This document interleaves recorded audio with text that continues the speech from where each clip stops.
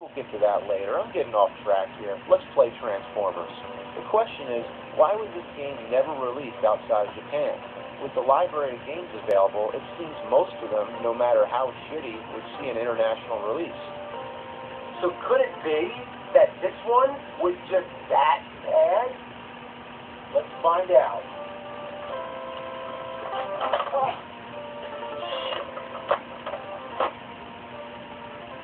The title translates to Mystery of Optimus Prime, and that sums it up just perfectly. It's a mystery why Optimus Prime isn't in this game. Instead, it's Ultra Magnus.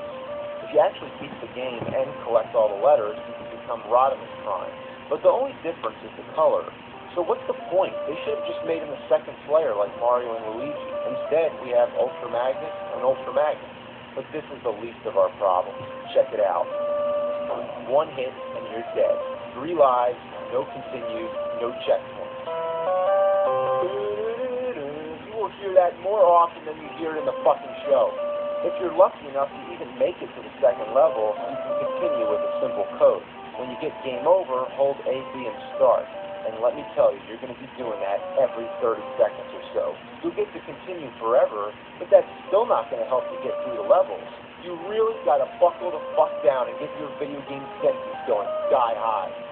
Look at this shit. It's almost as bad as Silver Surfer. There's projectiles everywhere. Whenever you try to dodge something, you only get hit by something else. How the fuck does this little thing destroy a giant robot? It's almost insulting how much of an advantage the enemies have. You take 1 hit, but them, they can sometimes take more. And they're smaller, it doesn't make any fucking sense. They can also pass through solid bricks, but you can't even shoot through the bricks. So if there's an enemy coming at you through the bricks, there's nothing you can do about it. They also camouflage themselves into the background. I can't even see that fucking thing. Couldn't they use any more colors? You can transform, but it's suicide because it takes fucking 3 seconds. Really, if you try to transform, you're leaving yourself open to enemy fire. Only rarely does it actually come into play where you need to transform to pass through a narrow spot. But if you're not careful with it, transforming is the equivalent of saying, here, kill me. The hit detection is very biased. To begin with, you're such a big target anyway, but if something comes anywhere near your perimeter, it counts as a hit. However, if you're trying to hit an enemy and your bullet goes anywhere other than dead center, it passes through. And everything's so small, so fast, and moves in such irregular patterns, hitting your mark is like trying to piss into a shot glass that's spinning on a record player that's strapped to a running cheetah's back while you're riding a unicycle on a tightrope blindfolded. There is absolutely no fucking around with this game, so we gotta get serious. You're familiar with Billy Mitchell, world video game champion? He could probably do it. So I gotta find a way to harness his power, and I think I found a way. This is his hot sauce. You want something that'll kick you in the ass and heighten your senses? This'll do it.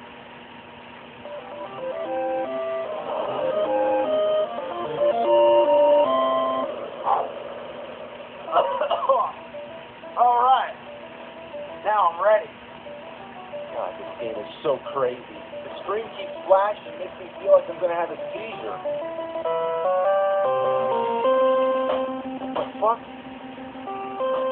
Get up there, goddammit! Get up there! Up there! No shitty game's complete without hard-to-reach jump. What the fuck was that shit? You can't even see what's up there till it's too late. Oh, fuck you. I can't even touch that little sideways ice cream cone. Come on. Come on. Oh, wow. That's real creative, having the Decepticon logo as a boss. That's like with the Ghostbusters game. That is so cheap. The logo belongs on the fucking cover. Oh, man. Shoot him. Shoot him. I can't fucking shoot these things.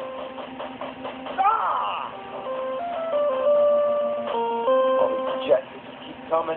Oh no. Oh, you dumb fucker. It's too narrow to jump and it's not the right elevation to shoot him. So it's just a fucking death trap.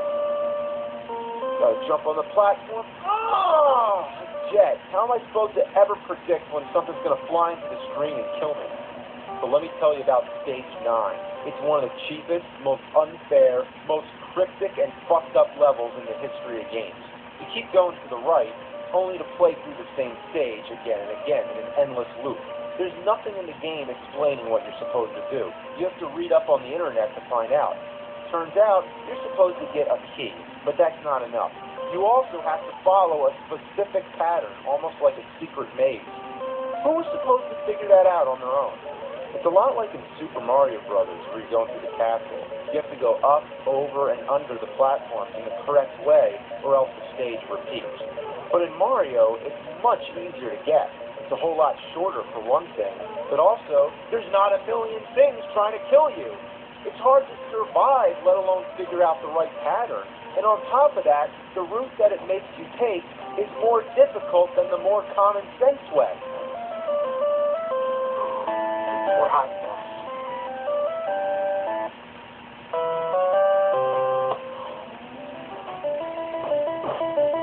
The end of the road, Megatron.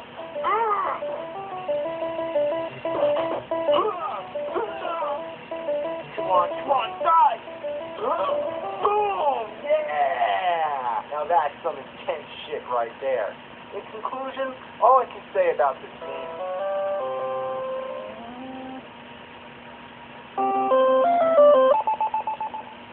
Stage 10? I fucking beat Megatron. Who the hell could be next? Fucking Stage 10 my ass. I'm guessing if Megatron's not the final boss, it's got to be Galvatron, or maybe Unicron, or Bucketron, who knows? Oh, it's Mechagodzilla, of course. I should have known.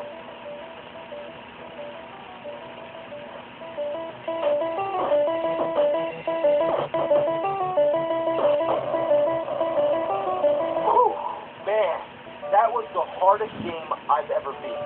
And all that trouble for an end screen that I can't even read. I can now conclude that the game barely has anything to do with Transformers.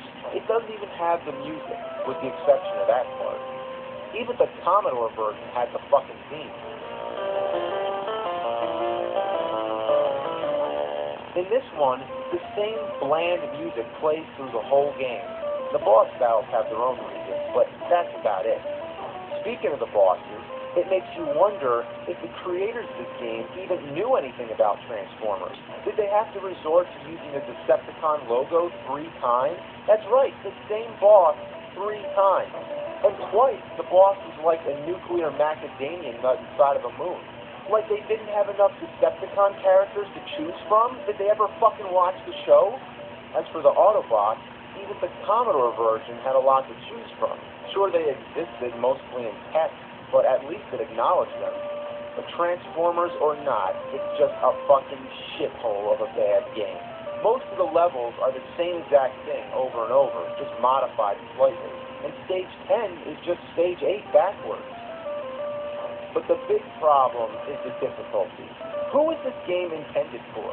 Certainly not gamers who wanted a reasonable challenge or fans of Transformers. It disappoints in both ways.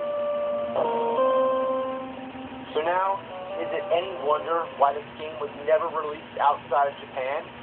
Because nobody else wants to play this fucking shit. Well, I gotta do what I gotta do. One shall stand, one shall...